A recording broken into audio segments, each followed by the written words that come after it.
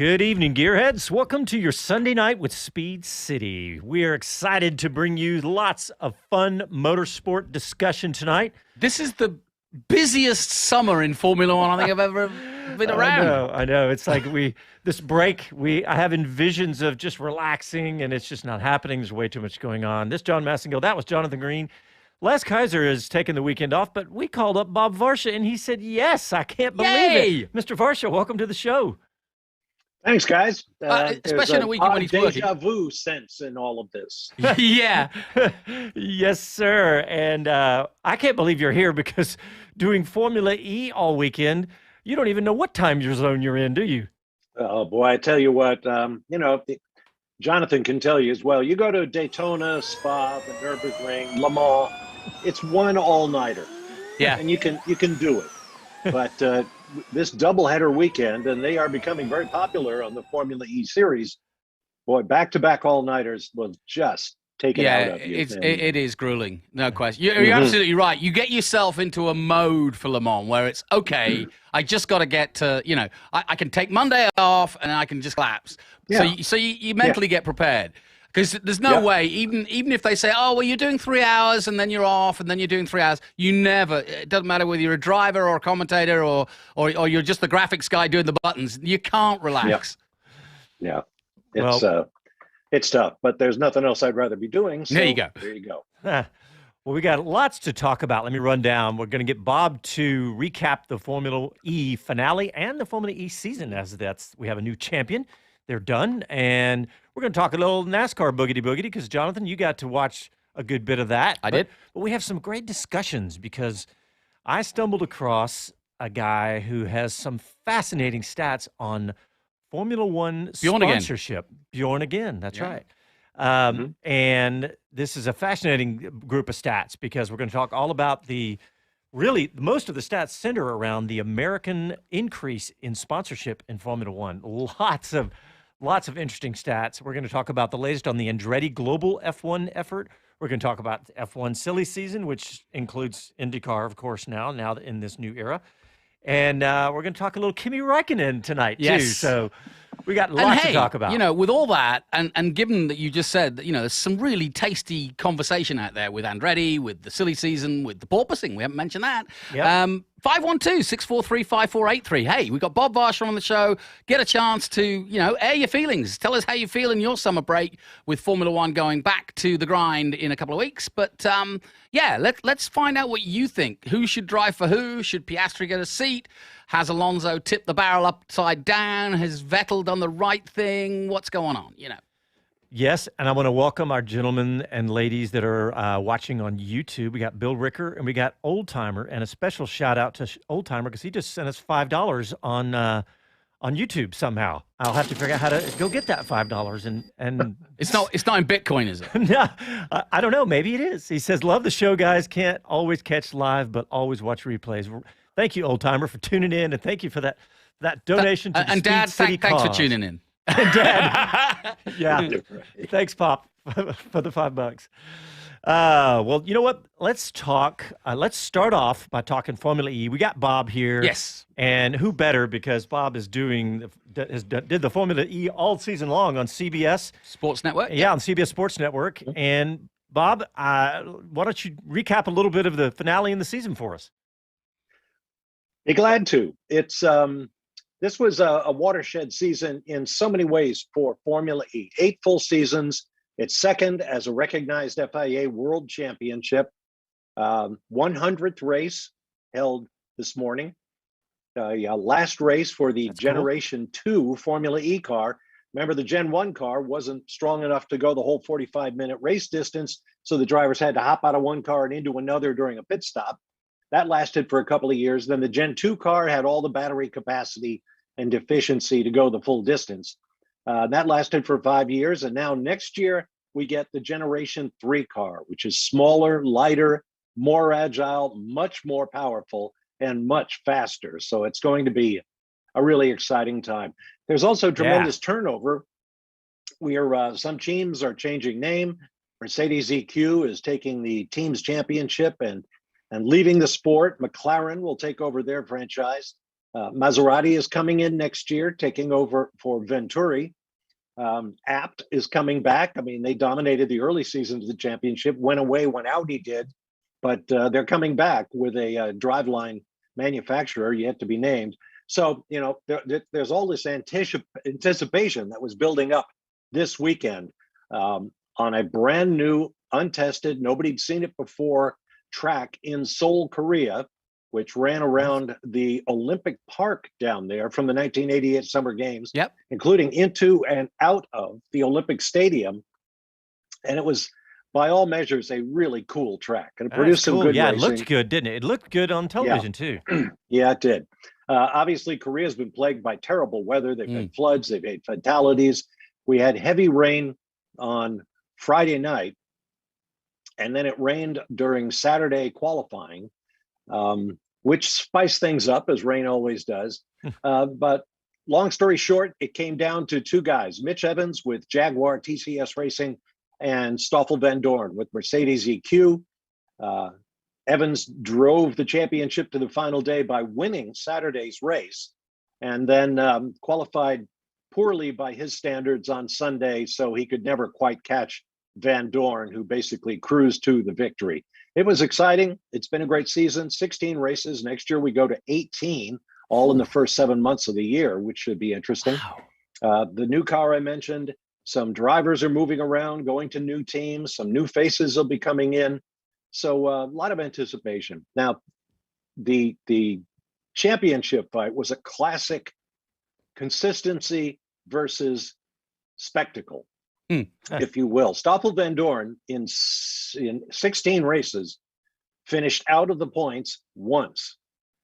Wow. Every other race he finished in the points. He finished every other race, which is an achievement on the narrow, twisty courses that Formula E uses.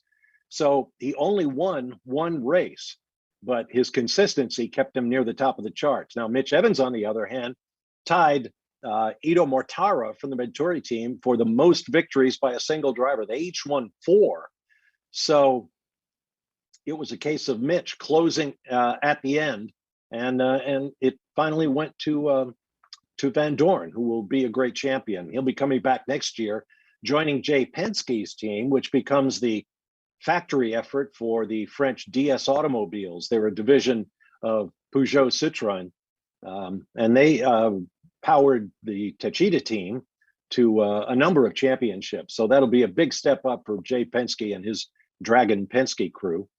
The weekend was punctuated by a couple of crashes. You've probably seen them on the internet. Yeah. In Saturday's race, they stacked him 3 high on the one I saw.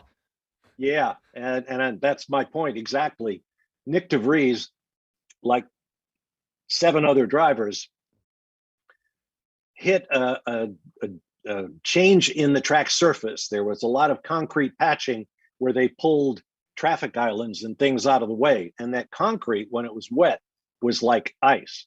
So down to the penultimate corner on the first lap they came, and 8 cars all piled in to the Tech Pro barriers on the outside of the corner. 2 were able to continue. The other 6 were out on the spot, unfortunately, including young Oliver Askew, the American driving for Avalanche Andretti Racing. It was a very sketchy looking moment. Nick de Vries, the outgoing champion, speared under former champion Sebastian Buemi's car, and you could see the diffuser just ride up that halo device. And there's no doubt in my mind that had these cars not adopted the halos when they came out, we'd be mourning Nick de Vries tonight. It was very scary. That was the first thing I thought of when I saw that crash. When they were stacking them up, sliding underneath cars, I was like, that halo saved, I don't know, multiple people in that crash possibly. No question. So everybody's looking ahead to next year. We'll be going back to some great cities. New York is not on the schedule yet, but they certainly want to be there. London, Riyadh, Rome, Jakarta, Indonesia. We'll be going back to Seoul. Hyderabad, India is joining the schedule next year. There's another race I can't quite remember, but it's going to be really exciting. Sadly, I don't travel to the races. I do it from the room I'm sitting in right now. But it is great fun. It's a very relaxed pit lane. Good guys to be around. And so I'm enjoying every minute of Formula E. Yeah, and I got a couple of questions for you, Bob. I mean, we've said it on the show many times. I hate the noise. I don't like, I'm not, compared to Formula One, Sure. It's not my thing. And I never thought it would take off. I have to say, I was always one of those Debbie Doubters. And I also looked at the sort of ex-Formula One drivers that were lured to it at the beginning, enticed to an option that isn't Formula One because it's so tight in Formula One. But now, with all these years gone by and all these names still there, and I mean, it really is a who's who. You could make up a Formula One grid from what you have here. And still, you mentioned De Vries, they're still getting Friday drives and potentially being considered for Formula One. So that's the one thing that's kept me into Formula E is the quality of drivers that want to do it. My question for you is, what compared to Formula One? Because I'm a Luddite when it comes to this. Do the cars have advantages like Mercedes has over the other teams because they've got an advantage in the technology they're using, or are the cars pretty much the same and it really is about the drivers? It is very much about the drivers, and that's a great question because we talk about it all the time on the air. From week to week, you'll have a team just dominate. I'm thinking of Mexico City and the Porsche factory team with Pascal Wehrlein and Andre Lauderer dominated, just toyed with the field and finished 1-2 for their first victory, I should add, as a factory team. A couple of weeks later, they were right in the midst of it all, struggling, battling it out with everybody else. So much of these cars is still single supplier, homologated. There's not an awful lot you can do. And that's by design. They don't want people investing squillions of dollars on aerodynamics and drive lines and all that kind of stuff. The series is moving forward with the technology. And when you have 6, 7, 8 major worldwide manufacturers involved, you're going to get tremendous momentum in terms of developing technology. So that element is there. It's also a pretty darn lucrative job for a lot of these guys. I know at least one and probably a lot more drivers on the grid are making £1 million British pounds a year. Wow. So you're not suffering by going to Formula E. That's Speed City money right there. That is. Oh, yeah. Just imagine. Yeah, I'm sure my check is still in the mail. But it's funny you mentioned that. I go down to New Zealand a lot, and Mitch and Simon Evans are good mates. And I remember talking to Mitch's dad, who's heavily involved in motor racing still. Simon's racing again down in New Zealand, but he of course won the Formula E Jaguar Championship a couple of years ago. But he did say to me, he goes, you know what? You can say what you like about Formula E. It's the first time Mitch has earned proper money from his motor racing. And and you're right. I think that's something that's the real reason, and it's answered my own question as to why those drivers are there, is because Agag, has managed to sustain this to the point where it now is a proper job. Sure. Yeah. People get paid, and that's terrific. Now, there is a lot of technology involved that the teams can keep on a proprietary basis, typically dealing with the management of energy during the course of a race. They're restricted in so many ways, but their software for energy management can make the difference. I mentioned the Tag Heuer guys in Mexico City. You mentioned Mitch Evans at Rome. He was just unbeatable. Yeah, he just I remember drove that. away from the second or third row, won both ends of the weekend. And yet, there he was fighting for his life at the end of the season. So it really is true that it's extremely competitive. You never know what's going to happen in a race. And that makes it exciting and interesting. Bob, so I love the fact that that's the non-spec side of it, because that will easily transfer to road cars. That gives them that competitive playground to compete against each other. But I was just looking at the Gen 3 stats. Okay, Jonathan, you were talking about getting excited about the drivers and all these things, but listen to this technology. That's been the thing that bothered me, especially the first-gen car. Even the second-gen car. They weren't fast. They weren't fast. The top speed was slower than my road car. So now the top speed is about 200 miles an hour, and the specs, what about with the complaint we have about F1 cars, how huge they are? These cars are getting smaller, not bigger. The horsepower has gone from 335 in the Gen 2 up to 469 in a Gen 3. Of course, we're talking about a car that only weighs 1,800 pounds, and that's including a highly efficient battery, like you were saying, Bob, that you don't have to stop for like the old cars.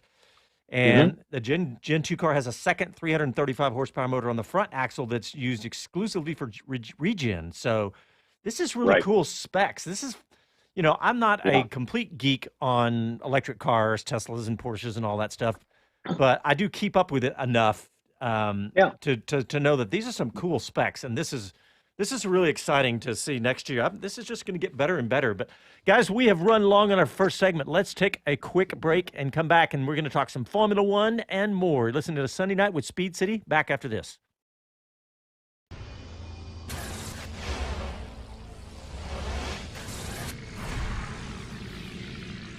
Hi, this is Gene Haas, and this is Speed City. Welcome back to the fastest hour in radio, Speed City. A couple of comments real quick from YouTube. One for Bob. It says, I didn't realize Bob was still worked in Formula E. Hadn't heard his voice in the comms box lately. So you just picked up a new fan here, Bob, and a new fan for Formula E, I should say, old fan. And then, Jonathan, here's one for you. It says, looking forward to the Toyota Racing Series. Hey, good. Where are they? Wesman doesn't say where he is. But... Well, and that's because we've had the Toyota Series. Well, we tried to have it, obviously, but during COVID, New Zealand was one of the most locked down countries. So obviously, international drivers couldn't travel. So that kind of put paid to that in 19. And then in 20, what they did was, or in 2021, what we did was we basically got a hybrid of, they had a bubble between Australia and New Zealand. So we actually sort of got a hybrid of young drivers on the way up, and Van Gisbergen and McLaughlin and all these guys, you know, Greg Murphy. It was awesome. It was really cool. So all the V8 boys came back home and raced the FIA F3 or Toyota Racing Series. It's the same as the FIA F3 car. And so, yeah, Nick Cassidy, great. It was all fun. Wesman's in Kansas City, by the way. Here I come. Can I answer that viewer who wanted to know why he hadn't heard my voice? Yeah, go, Bob. He's watching the international feed, which is Jack Nichols and Dario Franchitti and so on. Me and my partner, Ryan Marine, are on CBS Sportsnet. We do a show exclusively for the American audience on CBS Sportsnet. This is CBS. Woo! Yes, right. Me and Edward R. Murrow is my sidekick. So we do join our international colleagues at the beginning and the end of the show, but the race call is entirely Bob and Ryan, or this weekend, Calvin Fish. That's nice. Calvin. Awesome. Yep. All right, we're going to go to these stats that I was talking about at the top of the show, because these are very cool. I saw a couple of stories out there, and so I decided to go to the horse's mouth to find the source of all these stats. And there's a company called SPO Motion Analytics in their .com. That's their .com, by the way. And it's a guy that started called Bjorn Stenbacka, and he started it with Stefan Johansson. Johansson, excuse me. Stefan Johansson, yeah. Johansson. Yes. Butchered both first and last name. Both former F1 driver. And actually, I got that wrong. He started a company called Sports Telecom with Stefan.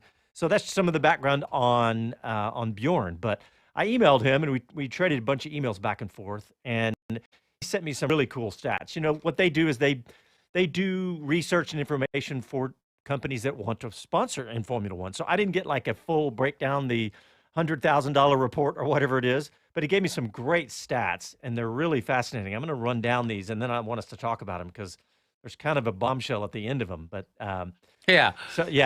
So in 2018, there were 44 partners, sponsors from the United States in Formula One. Now there are 102 Formula One partners from the United States. But not surprising. Yeah. Just new this year, there are 36 new U.S. partners. He said, this is extraordinary to have so many new partners from one country in 1 year. It never happened before in the history of Formula One. Doesn't surprise me either. Now, he says that almost a third of all sponsors in Formula One are now from the USA. And the second and third place countries with partners by number would be the UK with 30 and Italy with 27. And he said Switzerland have 21. Is that where he's from? I thought he was from Finland. Maybe. Anyway, so it's funny. It says that interesting that a fact about the U.S. sponsors is that 70% of them are listed on either the NASDAQ or the New York Stock Exchange. So 70% of them publicly traded. 50% are tech companies. Yep, and that's the next stat of Okay. the partners. 50% are, and you and I have been watching that going. That was the one that I thought, that's where most of the new American sponsors have come from. That's Oracle, probably true. Cisco, you name it. And he said, interesting. He said, when we look at McLaren's team, they now have 25 U.S. partners. And you brought up the reason why. Well, I don't know if I'd like Bob to talk on this. I said, oh, that makes sense, because we were we're going to get to Haas in a minute. But I said, oh, that makes sense. United Autosports have had sponsorship deals here in America in motor racing for a long time. So Zach has just basically used his tentacles and his wherewithal within that company to bring those contacts or potential sponsors into Formula One. Bob, would you say that's why he has the lion's share of the individual American sponsors? Absolutely. Nobody knows motorsports marketing better than Zach. That's the way he made his fortune. He started a company called Just Marketing. That's it. And worked mainly with NASCAR teams to organize sponsorships. And I'm sure he's taken a very thick Rolodex over to McLaren Formula One with him, and he speaks the language that potential sponsors want to hear. So no surprise at all that Zach's had success bringing American sponsors into Formula One, and it's no easy thing. Even with the exploding popularity of Formula One, I remember when Michael Andretti went to McLaren. It was the worst kept secret in Formula One that Ron Dennis, who was running the team at the time, thought, great, this is going to open a chest of gold. We're going to have all the American companies who want to be involved because it's Michael Andretti. And it didn't happen. Didn't happen. So somewhere along the way, Formula One has broken into the American consciousness.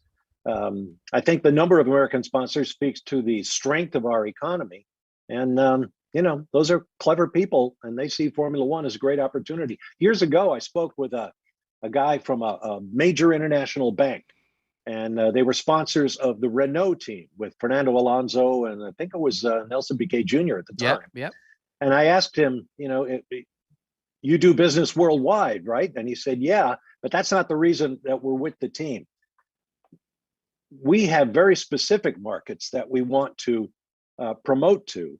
And Formula One does that better than any other televised sport in the world. The countries that we're not concerned with, fine, that's gravy.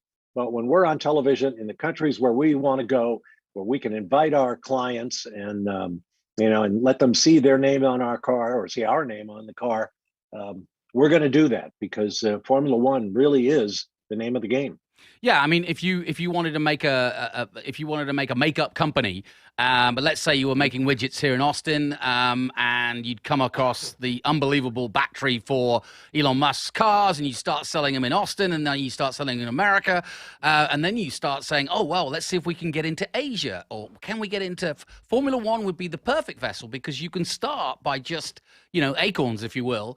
But eventually, you can be in South Africa with your amazing battery because Formula One. That's the beauty of it. You can kind of scale up through Formula One's 23 races, and eventually, hopefully, yes, you'll be like DHL and you'll be at every race or Rolex. But I couldn't agree more. And it might. I remember when we went to COTA in 2014, the first year of the turbo hybrid Formula One car. And all the folks were screaming and yelling about, oh, no, we want unmuffled V10s and V8s, and this is terrible. I spoke with Sir Jackie Stewart at COTA, and he said, no, this is so much better. He said Formula One at the business level is about decision makers getting together. Yeah. And it's a lot harder for decision makers to talk and get familiar with each other when you've got you're bleeding from the ears from the sound of the race cars. Yeah. He said, these cars still make good noise. They still sound heroic,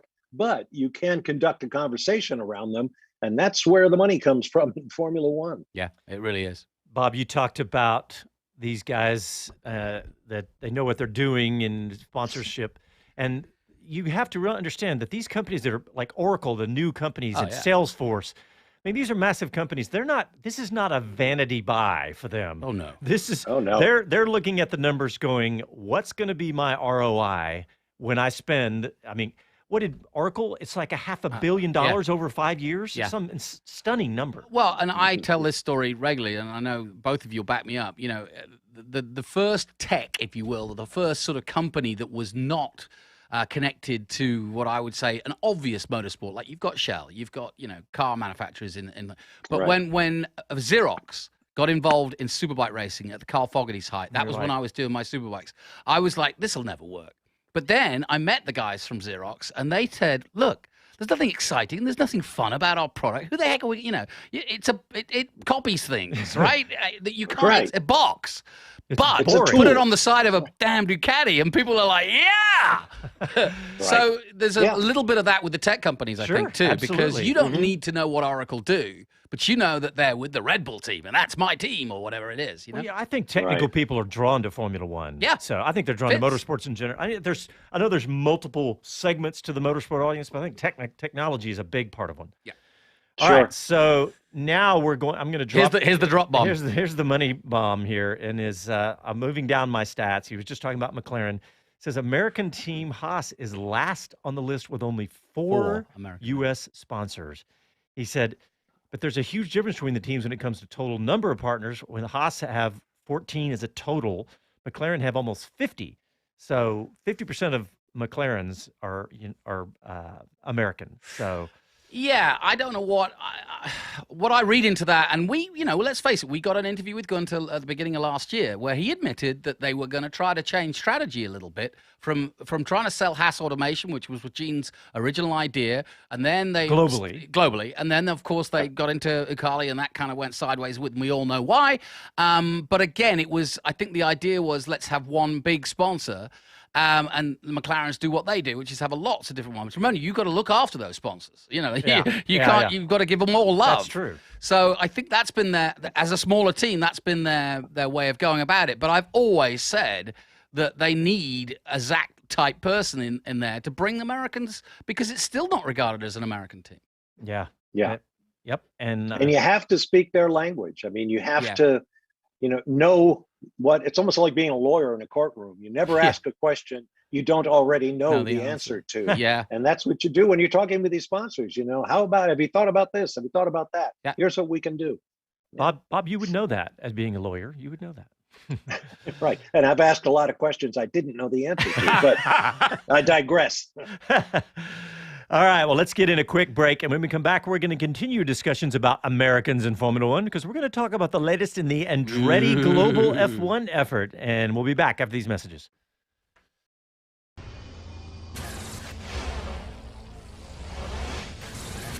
Hi, this is Karan Chandok, and you're listening to Speed City. Welcome back to the fastest hour in radio, Speed City. Derek Milo on YouTube said, I don't see many B2B sponsorships in F1 like JTT Jottery does with NASCAR, and talking about how Kroger is the main sponsor and Tide.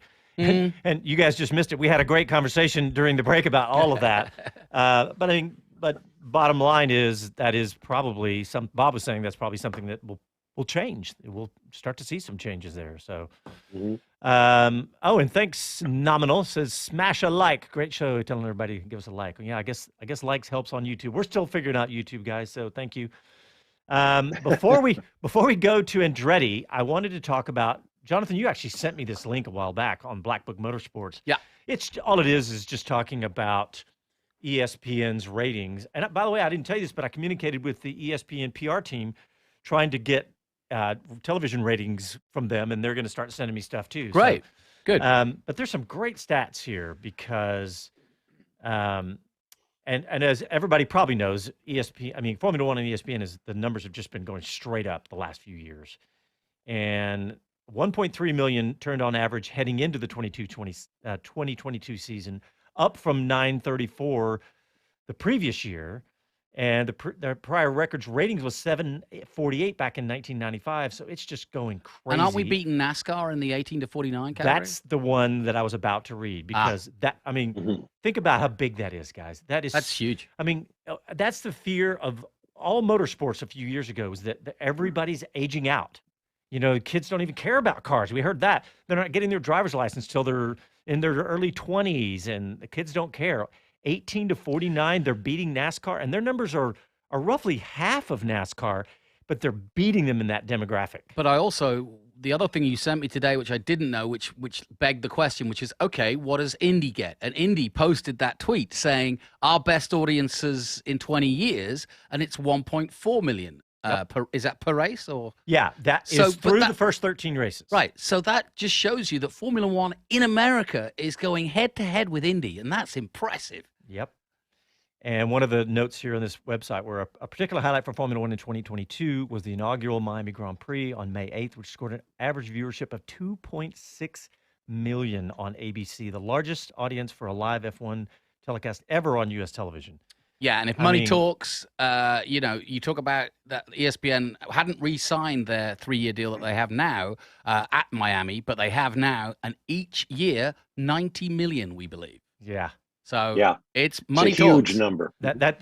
And what as I was reading this about 2.6 million watching at the Miami Grand Prix, I was thinking, what was NASCAR that day? And the next paragraph says, on the same day at Darlington, which aired on Fox, in other words, actually Fox Sports 1, so not quite apples to apples, but that on the same day as the Miami Grand Prix racked up 2.61 million total viewers. So 2.6 to 261. I also think, though, we are being a little bit naive in that the truth of the matter is, and while we're all three old blokes, we do understand that now the click on your phone, whatever, we are talking about traditional TV audiences here. Those figures are people watching, and those are rated.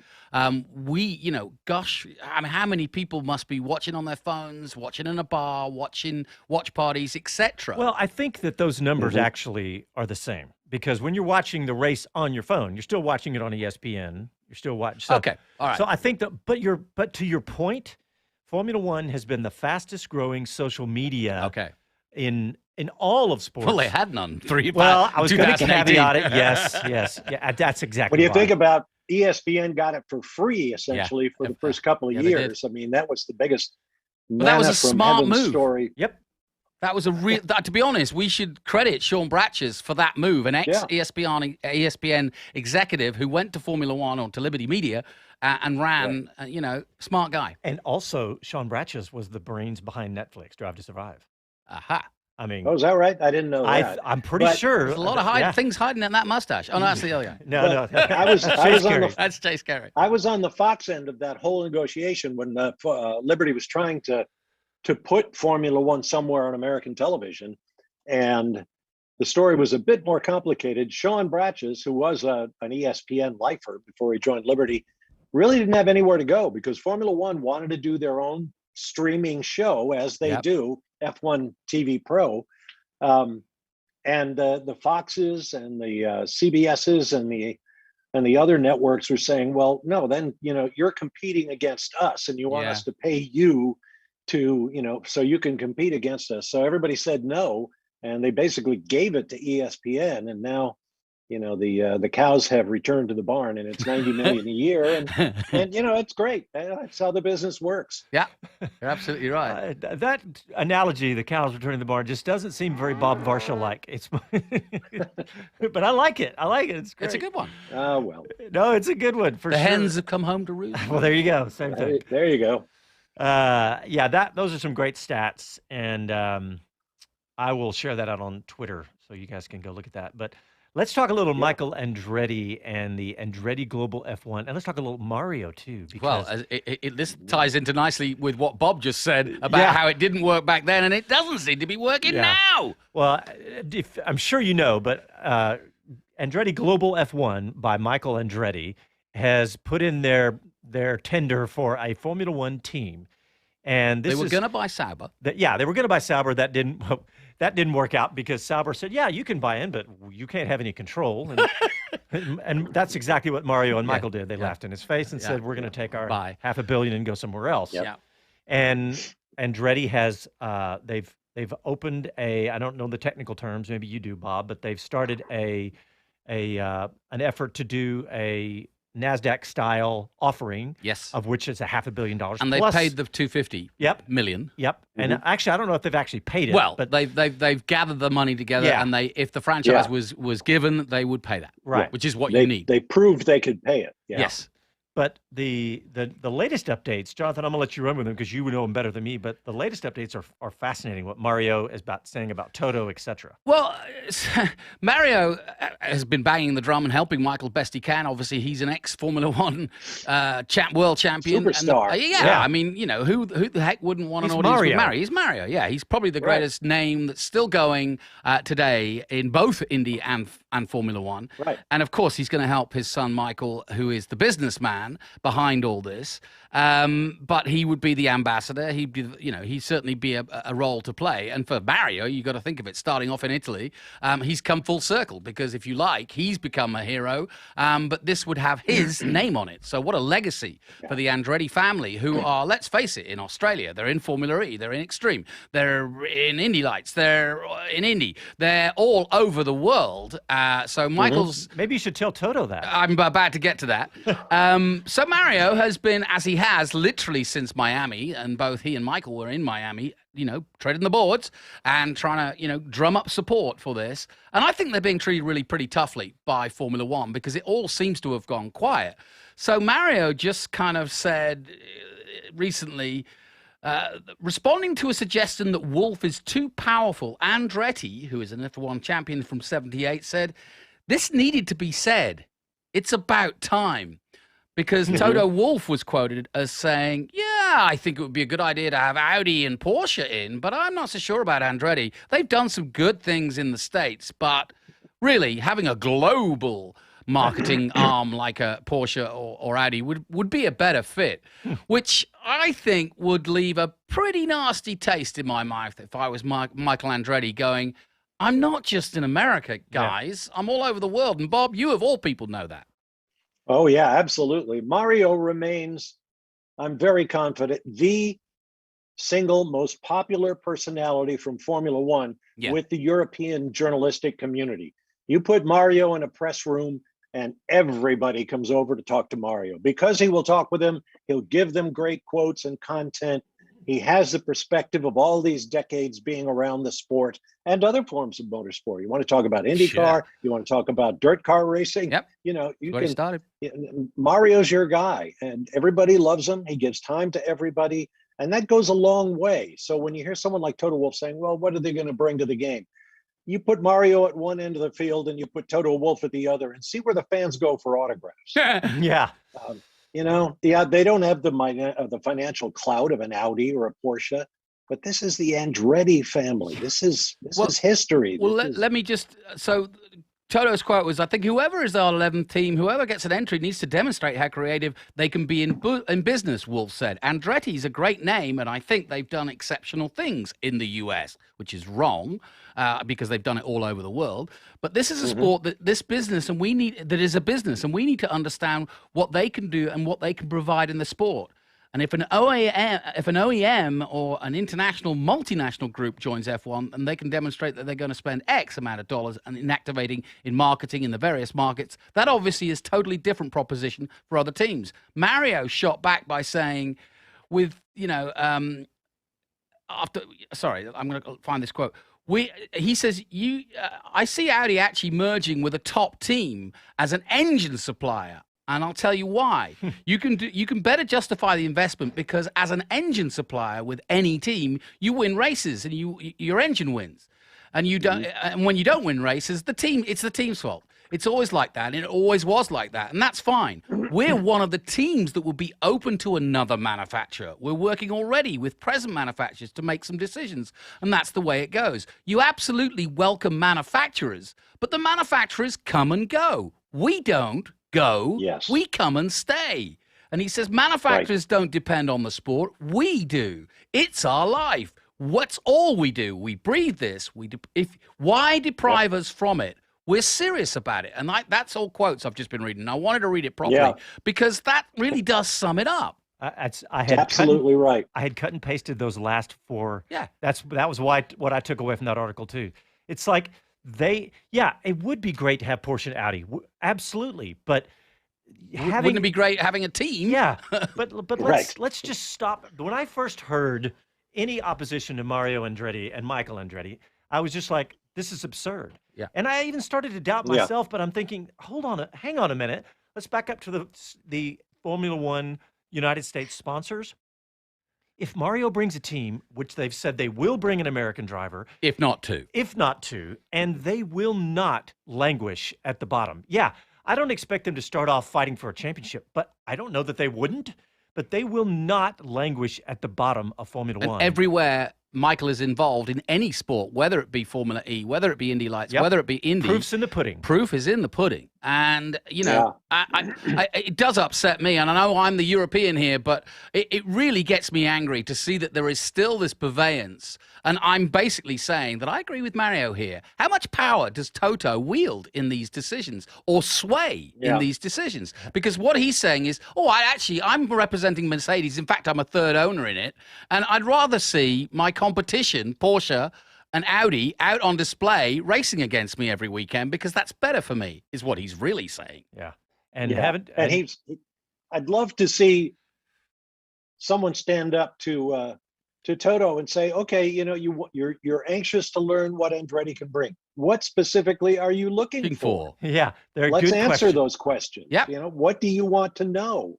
We'll tell you everything about our plans. Well, not everything, but you know, we'll don't walk around with these bleak phrases about, well, we don't know what they'll do and all. Tell me what you want us to do. It really, I'm with you on this. It really is absurd, isn't it? I mean, it's like the Cowboys. Let's say the Dallas Cowboys didn't exist, and Jerry Jones gave a call and said, you know, I got this idea, and you know my wealth. I'm thinking of coming in with a team called the Dallas Cowboys. How about them Cowboys? I mean, you know, if you were Goodell, you'd have to kind of go set up. No, it wasn't. How about them Cowboys? No, but you know what I mean, though. It's absurd to think that Andretti. It's not this sympathetic, oh, let's get Mario's name back in the headlights. Michael Andretti is one of the most successful motorsport businessmen. Full stop. I think right up there with Penske. I think Toto is scared of the Andretti team. That's what I think. I think think about it. They could take sponsor money. That's the real truth. That's where you start. Yeah, they could take sponsor money, and they will take sponsor money. Yeah. How many Red Bulls are sold in America, do you think? Yeah. I mean, as I said last week, we're talking 25% of the world's GDP, so in the United States. So take all the next 9 teams down the list. What if Walmart took a third of their budget? Yeah. Right now, if you go to some boardrooms in the United States and say, do you want to sponsor a Formula One team? The CEO of that boardroom doesn't even know what Formula One is. But if you say, I want to sponsor Mario and Michael Andretti in Formula One, they're going to know exactly who you're talking about and know that there have been nothing but success. We have dealt directly with Mario on a business level. And when we were trying to get him on South by Southwest, we did it. Yes. But he is shrewd and he does not mess around. No. If you are not serious, he wanted to know who we were, what we were about. And he was a very serious guy. So we know that from firsthand. Well, guys, we got to squeeze our last break in real quick. And when we come back, we will have some more fun motorsports talk. You're listening to Speed City live from Austin. Back after this. Hi, this is Mario Andretti, and this is Speed City. Welcome back to the fastest hour in radio, Speed City. All right, we only have about 7.5 minutes left, and we have tons more we want to talk about. But Old Timer just said on YouTube, he said, any Daniel Ricciardo updates? We were talking during the break. We said, should we say silly season or Kimi Räikkönen or what? But Jonathan, go ahead. Last located in a Holiday Inn in Woking, waiting for his $25 million. Yeah, that is the latest. Is that Daniel Ricciardo does control this next year, the 2023 seat. In other words, he has the option to say whether he wants to come or stay. And they said, basically, he says, if you want me to leave, then write me a check. So that's where the Daniel Ricciardo thing stands. Well, yeah, let's just clarify that. So he had a 3-year contract. So he has 1 more year left on his contract. And we believe he is getting $25 million a year. And therefore, if they want to have Piastri in the seat, which is what they seem to want to do, and that's what Zach has announced, then they have, there's nothing like a problem like Ricciardo. But they do have a problem like Maria because What are they going to do? They've already got 2 drivers. Lando is on a long-term contract, and Ricciardo says, I'm quite fine here. I don't need to go in. Now, the latest is, to answer the guy's question, old-timer, the latest is he could go a straight swap for, he might go back to Alpine, his old Renault team, which he, of course, came from before he went. So this is all very bizarre, but yeah. That's where we are. All right. So let's talk a little NASCAR, especially because Kimi Räikkönen's coming to NASCAR. The Iceman cometh to NASCAR. It is an interesting one, isn't it? Now he has. Remember when he took some time off after winning his World Championship? This is not the first time. Yes, he did both a Xfinity and a Truck Series run. I don't think he didn't change the world, but I don't think he expected to. But he enjoyed it, and that was Kimi. That's typical Kimi. He shows up at snowmobiling races under a pseudonym now and again, and has won under pseudonyms. That's always been Kimi's way, and I expect him to be like Montoya, very serious about it. And so it's not the first time that we've seen a Formula One guy do this. And I actually think Ricciardo is on that list because I think, as he showed last Boogity, time, boogity, boogity. Yeah, Let's go racing, boys and girls. But it is getting interesting. And this is also an interesting thing by Trackhouse. Trackhouse, the sort of newest NASCAR team run by Justin Marks and Pitbull, they're quite modern and thinking and progressive. And they've invited and they're trying to get initiatives of getting other drivers into the seat. I wouldn't be surprised if McLaughlin got offered a run at some point. Yeah. Clearly, switching series doesn't bother him. Nope. And I think a lot of people will be interested. Watkins Glen, of course, is a road course. So it's going to suit Kimi. He's already done a test at VIR last week. Bob, what's your take? I think it's great for NASCAR to have international drivers. Obviously, Justin Marks is a very forward-looking guy. And, don't forget the Denny Hamlin, Michael Jordan hookup. So there is this influx of larger American cultural and sporting figures into domestic motorsport, and particularly NASCAR. I will say that my hang up is with one of the other international drivers who'll be in that field, and that's Daniel Kvyat. What is NASCAR, the all-American sport, the red, white, and blue flag-hugging American contribution to worldwide motorsports doing, allowing a Russian driver to come drive in their series, given the world scene? I just can't get my head around that. Yeah, I don't. Yeah, I bet Nikita Mazepin wouldn't have got an entry. Do you think? Who knows? It is a strange one. I mean, to be honest, I remember Daniel Kvyat. We went to NASA with him, and he told us then that he wanted to do some NASCAR. Well, but comparing Mazepin, I don't know. Mazepin's money came from an oligarch. Right? Yes. I mean, and that's the only reason he was in Formula One, let's face it, is that he brought how many tens of millions to Haas F1? But I don't know. I mean, it's funny. I didn't even think of what you're saying, Bob, because I met Kvyat and he was humble. We spent the whole day with him at NASA a couple of years ago. No, he's a but lovely guy. But I don't know anything about, I don't know. I mean, Mazepin, there's an easy villain there because his dad is an oligarch, and when you're an oligarch, you do bad things to get your money. Let's face it. So, but I don't know the background of Kvyat. So, but doesn't matter. Doesn't matter. But you're absolutely right. It doesn't matter. You're absolutely right. This country is an international aggressor that's indiscriminately bombing civilian populations and lying to the world about it. I'm sorry, Daniel, but your athletes. Well, I was going to say your athletes can't run in the Olympics, but they've got to work around there. But your soccer teams can't compete. You can't do it. Go complain to Vladimir Putin. You guys are ostracized. I agree. I 100% agree. I'm with you. Yep. There's no doubt. What else we got? Well, good luck to Kimi next weekend and tune in. It'll be great viewing. It will be fun to watch that. So, hey, we just have literally 1 minute. Bob, you put something into it, something that's I wanted to talk about. Jamie Chadwick. She's gonna win her third Formula W Series championship, and the whole idea was that they were going to move them up the ladder. But what's happening? Why are we not? There's no discussions even. I don't know. That's my question. The naysayers are out there saying, "Oh well, she gets in a Formula 3 car or whatever, and she can't get the job done." Well, let's see her in a Formula 3 car. I mean.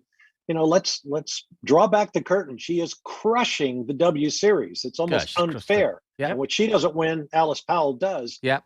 Jamie Chadwick has to be given a break somewhere. Well, is she still connected with the Formula One team? Wasn't she connected with Williams at one point? I think it was Williams, wasn't it, Bob? Do you know? Why is she not in a car? I don't know. Why is she not in the Williams Driver Academy? It was because she wasn't. It was a more Friday drive, or I mean, to me, they're driving what's roughly equivalent to a Formula 3 car now. Why not at least look at FIA Formula 3 immediately? Come down to New Zealand, Jamie. We'll have you. She's sponsored by IBM as well here in the States. She's an ambassador. True. And she is... obviously, they recognize her value. Yep. I mean, all you have to do is meet her one time. Oh, she's dynamite. She's an impressive woman. She is really amazing and clearly fast behind a race car. Well, guys, and by the way, they'll be here in Austin. Yeah. The W Series. That's right. They'll be here in Austin. Yep. That was the fastest hour I can remember. That's why we call the fastest hour in radio. I know, that was fun. Bob, thank you for coming to join us. We'll, we know Bob does our Formula One broadcast with us. Of course, you go to our website to find out how to listen to that. But it was a pleasure to have you, Bob. Thank you. My pleasure. Ditto. Always great to be with you guys. All right. Thanks, everybody, for tuning in. However you tuned in, we'll talk to you next Sunday. Happy trails.